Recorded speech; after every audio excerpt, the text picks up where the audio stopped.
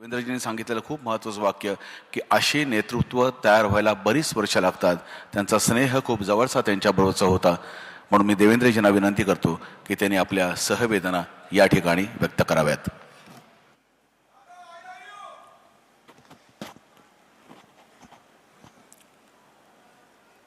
उपस्थित सर्व शोकाकुलजन हो,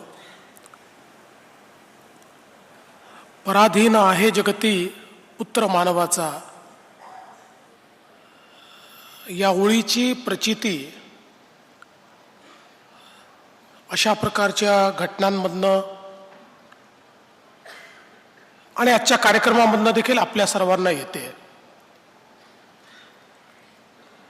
आपल्यापैकी कोणीच कधीही कल्पना केली नव्हती की अशी अचानक अजितदादांना श्रद्धांजली देण्याची वेळ ही आपल्यावर येईल. पण दुर्दैवाने आज ती वेळ आपल्यावर आली आहे आणि आज विविध क्षेत्रातल्या लोकांनी अजितदादांच्या बद्दल आपल्या भावना, आपल्या संवेदना, आपले अनुभव या ठिकाणी मांडले देखील आहेत. खरं तर एखादं राज्य ज्यावेळी घडतं त्यावेळी कोणी एक व्यक्ती ते राज्य घडवत नसतो. वेगवेगळ्या वेळी वेगवेगळ्या प्रकारची नेतृत्व त्या राज्याच्या जडणघडणीमध्ये आपलं योगदान देत असतात, आपला ठसा उमटवत असतात. मी हे दाव्याने सांगू शकेन की या महाराष्ट्राच्या जडणघडणीमध्ये इतिहास ज्या नेत्यांचा उल्लेख करेल त्यातलं एक प्रमुख नाव हे निश्चितपणे अजितदादांचं असेल. अजितदादांनी या महाराष्ट्रामध्ये एक जनतेचा नेता, एक लोकनेता अशा पद्धतीची प्रतिमा तयार केली. महाराष्ट्राच्या कानाकोपऱ्याचा पूर्ण अनुभव, त्याची माहिती ही दादांकडे असायची. कुठल्या जिल्ह्यात, कुठल्या तालुक्यात वेगवेगळ्या पक्षाचे नेते कोण आहेत, त्यातले प्रभावी नेते कोण आहेत, त्या तालुक्याचे प्रश्न काय आहेत, या प्रत्येक गोष्टीची नीट माहिती, ज्याला आपण महाराष्ट्राची नस म्हणतो, ती माहिती असलेले अजितदादा होते. आणि विशेषतः एक उत्तम प्रशासक म्हणून जे गुण असले पाहिजे ते गुण त्यांच्यामध्ये प्रचंड होते. अनेक लोकांनी उल्लेख केला, अजितदादांनी अर्थमंत्री म्हणून दीर्घकाळ काम केलं. 11 अर्थसंकल्प त्यांनी मांडले. पण आर्थिक शिस्त हा त्यांचा बाणा होता, तो त्यांचा आवडता विषय होता. आणि कुठल्याही प्रकारची आर्थिक बेशिस्त कधीही ते चालवत नव्हते. अनेक वेळा आपल्याला लोकशाहीमध्ये काही निर्णय घ्यावे लागतात. काही निर्णय लोकाभिमुख असतात पण आर्थिक शिस्तीत बसणारे नसतात.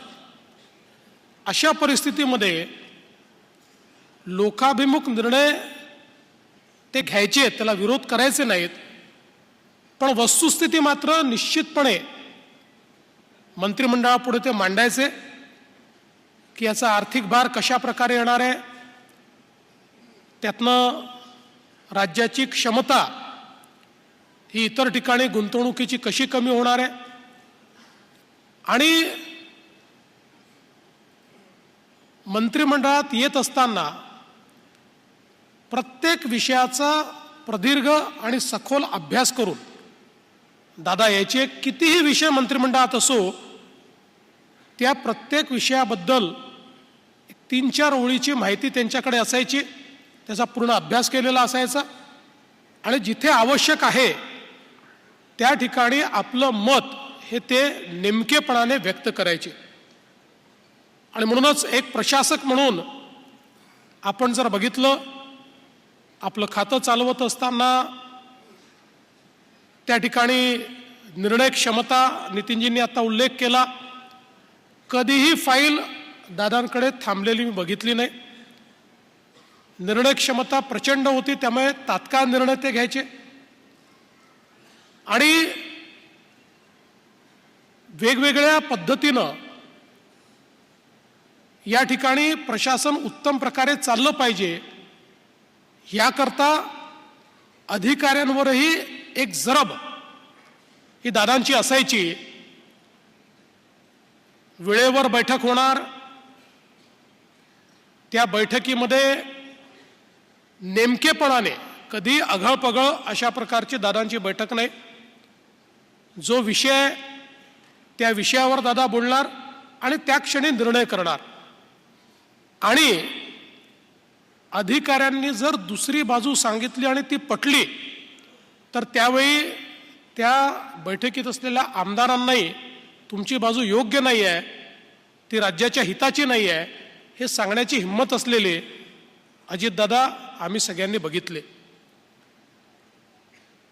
सहकाराचं क्षेत्र असो, क्रीडा क्षेत्र असो, विविध क्षेत्रांमध्ये त्यांनी काम करत असताना आपल्याला याची कल्पना आहे की ज्या क्षेत्रामध्ये त्यांनी हात घातला नेमकेपणाने, नीटनेटकेपणाने आणि शिस्तीत, आणि शिस्तीच्या बाबतीत साखर कारखानदारीमध्ये एखाद्या नेत्याचा कारखाना जर नीट चालत नसेल तर तोंडावर त्याला सांगायचे, एखाद्या आमदाराला सांगायचे की असं कसं चालवता तुम्ही, अशा पद्धतीने नाही चालत.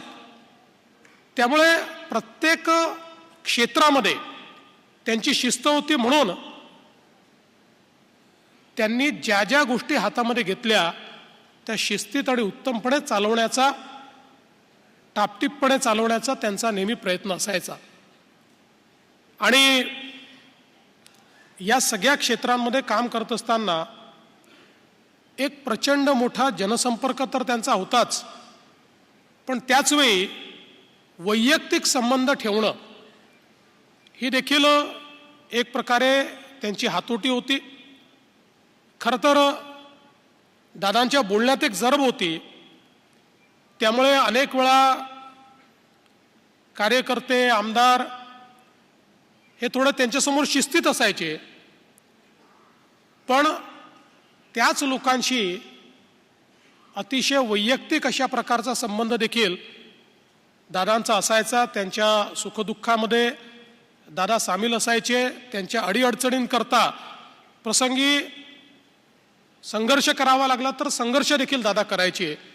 आणि म्हणूनच मला असं वाटतं की एक प्रचंड मोठा गोतावळा हा दादांनी तयार केला.